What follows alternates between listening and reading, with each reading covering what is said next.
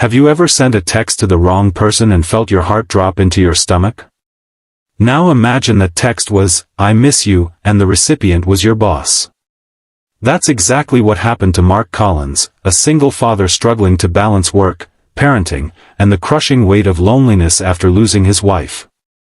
What his boss whispered when she showed up at his door changed everything, but I'm getting ahead of myself. If this story touches your heart, please hit that like button and subscribe to see more stories that remind us how unexpected moments can transform our lives. Mark Collins stared at his phone in horror. The message glowed mockingly on the screen, "I miss you so much it hurts sometimes." Only after hitting send did he realize he hadn't texted his late wife's number as he sometimes did on difficult nights. He'd accidentally sent it to his boss, Catherine Reynolds. "No, no, no," he muttered, frantically typing an explanation. But before he could send it, 3 dots appeared. Catherine was already responding.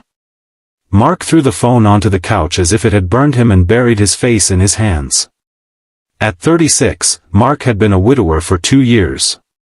Emma had died suddenly from an aneurysm, leaving him alone to raise their daughter, Lily, who was now 7. He worked as a senior graphic designer at Reynolds Marketing, where Catherine, a focused, somewhat intimidating woman in her early 40s, had built a respected agency from the ground up. The phone chimed. Mark couldn't bring himself to look. Instead, he peeked in on Lily, who was finally asleep after a particularly difficult bedtime. Tonight had been the school talent show, and watching all the mothers helping their daughters had reopened a wound that never fully healed. When they returned home, Lily had cried herself to sleep, clutching her mother's photo. It was in that moment of raw grief that Mark had reached for his phone to text Emma's number, something he did when the loneliness became unbearable. A ritual that helped him feel connected to her somehow. Except tonight, he'd scrolled too far and tapped on his most recent work conversation instead. The phone chimed again. Mark finally gathered the courage to look. "Catherine, Mark? Is everything okay?" "Catherine, I'm concerned. This doesn't seem like you. Can we talk?" Mark groaned. Catherine was professional to a fault. They had a good working relationship, but it was strictly business.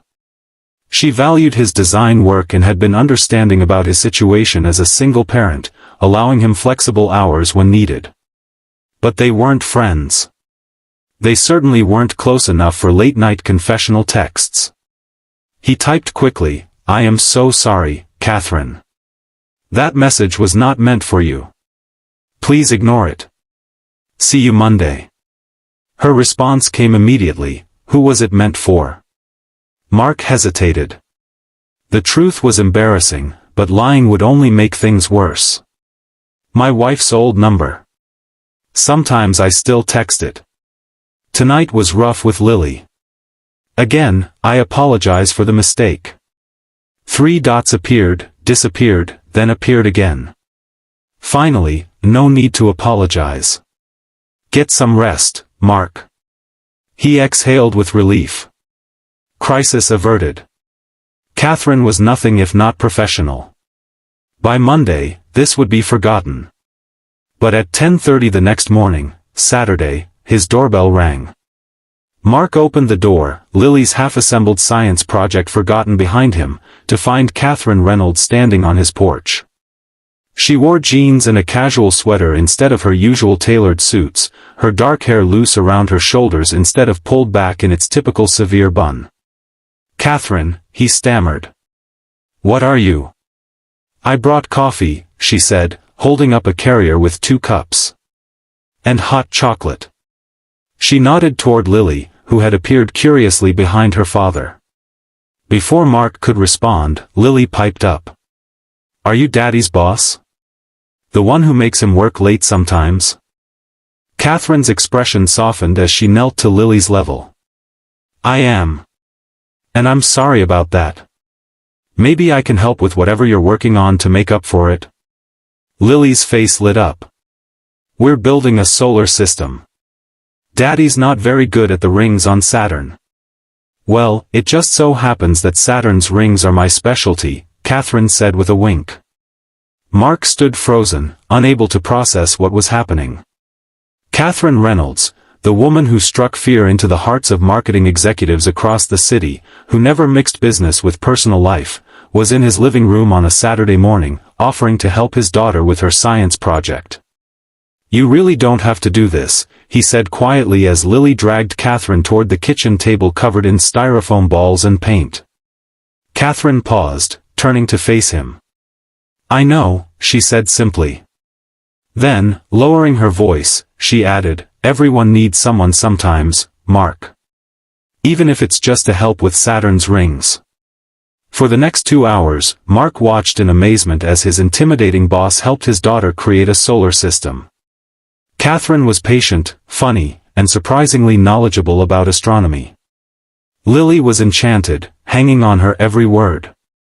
When the project was complete and drying on the counter, Catherine accepted Mark's offer of lunch. Over sandwiches, Lily chattered about school, her friends, and how much she missed her mom sometimes. "My mom died when I was 9, Catherine said suddenly, surprising both Mark and herself with the admission. "It was just my dad and me after that." Lily's eyes widened. "Like me and Daddy?" Catherine nodded. "Just like you and your dad. Did you forget what she looked like?" Lily asked in a small voice. Catherine's expression softened. "No, sweetheart. I never forgot. And you won't either." After lunch, Lily asked if she could show Catherine her rock collection, and Mark found himself alone in the kitchen, washing dishes and trying to make sense of this surreal day. Catherine Reynolds had layers he'd never imagined. When Catherine returned to the kitchen, she leaned against the counter beside him. "She's an amazing kid." "She is," Mark agreed. "Thank you for today. You didn't have to come over." Catherine was quiet for a moment. "When I got your text last night, it resonated with me. I know what it's like to miss someone so much it physically hurts. I know what it's like to feel alone in a crowded room." Mark turned to look at her, really seeing her for the first time. Not as his boss, but as a person with her own history, her own pain. "After my husband died 5 years ago," Catherine continued, "I threw myself into work. Built the agency into what it is today. But sometimes I still find myself reaching for my phone to tell him something funny that happened, or turning to his side of the bed before remembering he's not there." "I had no idea," Mark said softly. "I don't talk about it. Especially not at work." She smiled wryly. "I have a reputation to maintain, after all." Mark laughed, and it felt good. Natural. The Ice Queen of Reynolds Marketing has a heart after all. "Don't spread that around," she warned, but her eyes were smiling. When Lily returned to the kitchen, she had a proposition. "Can Catherine come to the park with us? We always go to the park on Saturdays." Mark looked at Catherine apologetically. "You've already given up your morning." "I'd love to," Catherine interrupted. "If that's okay with your dad." The afternoon at the park was filled with more laughter than Mark had experienced in months. Catherine pushed Lily on the swings, raced her down the slides, and helped her build an elaborate sand castle in the playground. Mark found himself watching them, a strange warmth spreading through his chest. As the sun began to set, they walked back to Mark's house, Lily skipping ahead, clutching an ice cream cone Catherine had insisted on buying her. "She's going to crash hard tonight," Mark said, watching his daughter's sugar-fueled energy. "Worth it," Catherine replied. "Days like this are what she'll remember."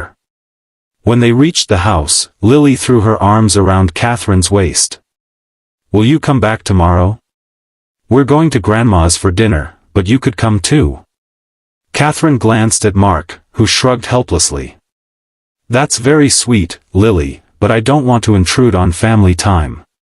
"But you could be family too," Lily said with a child's straightforward logic. "Daddy needs friends. He's lonely." Mark felt his face flush with embarrassment. "Lily." "It's okay," Catherine said gently. Your dad and I work together, sweetheart. But I had a wonderful time today. After Lily reluctantly went inside to wash up, Mark turned to Catherine on the porch. I'm sorry about that. Kids and their lack of filters. Don't apologize. She's right, everyone needs people. Catherine hesitated. Including me. The admission hung in the air between them, vulnerable and honest. Thank you for today, Mark said finally. It meant a lot to Lily. And to me. Catherine nodded, then reached into her purse and pulled out a business card. She scribbled something on the back and handed it to him. My personal number. In case you ever want to text the right person instead. As she turned to leave, Mark called after her. Catherine? What made you come here today? She paused at the bottom of the steps, looking back at him. When I got your text, I realized something. We've all been through loss, Mark. Some of us just hide it better than others. She smiled softly.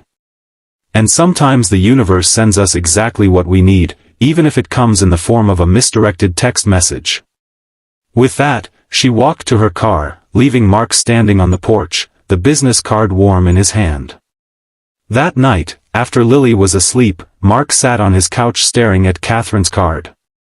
The woman he'd met today was nothing like the boss he thought he knew. She was warm, funny, vulnerable, and she understood his pain in a way few others could. Before he could overthink it, he picked up his phone and typed a message to her personal number. Thank you for today. Lily hasn't stopped talking about you. I haven't seen her that happy in a long time. The response came quickly. I haven't been that happy in a long time either. Mark smiled, feeling something shift inside him, a door opening that had been closed for too long. Over the next few weeks, something unexpected began to bloom. Catherine joined them for Sunday dinners at his mother-in-law's house, where she was welcomed with open arms. She helped Lily with homework, introduced them to her rescue dog, Bentley, and slowly became a fixture in their lives. At work, they maintained their professional relationship, though Mark occasionally caught her smiling at him across the conference room in a way that made his heart skip. 3 months after the misdirected text, Mark invited Catherine to dinner, just the two of them. Over pasta and wine, they talked for hours about their lost spouses, their grief journeys, their fears about moving forward. I'm scared, Mark admitted. Not just of starting something new, but of what Emma would think. Catherine reached across the table and took his hand. From everything you've told me about her, I think she'd want you and Lily to be happy. What about you? Mark asked. Are you scared? Catherine nodded. Terrified. I built walls after David died. Focusing on work was easier than facing the emptiness. But then you accidentally texted me, and something told me I needed to show up at your door. I'm glad you did, Mark said softly. As they stood on his porch that night, the air between them charged with possibility, Catherine leaned close and whispered in his ear, sometimes the greatest love stories begin with a mistake. Then she kissed him, and Mark felt something he thought he'd never feel again, hope. 6 months later, Catherine moved into their home. Lily helped her decorate her home office and insisted they adopt another dog to keep Bentley company. Mark's mother-in-law gave her blessing, telling Mark through tears that Emma would approve. On the anniversary of that fateful text message, Mark took Catherine back to the park where they'd spent their first day together. As the sun set over the playground, he knelt on one knee. I never expected to find love again, he said, his voice thick with emotion. But you showed me that the heart has an infinite capacity for love, that loving you doesn't diminish what I had with Emma, but honors it. Catherine's eyes filled with tears as he continued. You walked into our lives when we needed you most, and you had the courage to let us into yours. You've shown Lily what strength looks like, what resilience looks like. You've shown me what it means to open your heart again after unimaginable loss. He opened a small box, revealing a simple but elegant ring. Catherine Reynolds, will you marry me and make our accidental family official? Yes, she whispered, pulling him to his feet and into her arms. 1,000 times yes. As they embraced, Mark's phone buzzed in his pocket. It was a text from Lily, who was waiting anxiously at home with her grandmother. Did she say yes? Mark smiled, showing the message to Catherine. Together, they typed a response. She said yes. We're coming home, all of us, together. 1 year later, as Mark watched Catherine walk down the aisle toward him, Lily standing proudly as their flower girl, he marveled at how a single mistaken text had changed everything. How the universe had known exactly what they all needed, even when they didn't. During their vows, Catherine looked into his eyes and said, "Some people spend their whole lives searching for their person. I found mine through a text message that wasn't even meant for me." It just goes to show that love finds us in the most unexpected ways, at exactly the right time. At the reception, Mark's mother-in-law raised her glass in a toast. To Emma, she said, her voice steady despite her tears, who would be so happy to see the family she loved surrounded by so much joy. And to Catherine, who had the courage to show up on that porch and help heal 2 broken hearts. Later that night, as they swayed together for their first dance, Catherine leaned close and whispered in Mark's ear, "I'm so glad you texted the wrong person that night." Mark pulled back slightly to look into her eyes. "Actually," he said with a smile, "I think I texted exactly the right person." Life doesn't always go according to plan. Sometimes we lose people we can't imagine living without. Sometimes we send messages to the wrong person. But sometimes, those mistakes turn out to be the universe's way of guiding us exactly where we need to be. If this story touched your heart, please hit that like button and subscribe to our channel for more stories about love, loss, and the beautiful accidents that change our lives forever. Remember that healing isn't linear, second chances come in unexpected packages, and sometimes the best things in life begin with a simple mistake.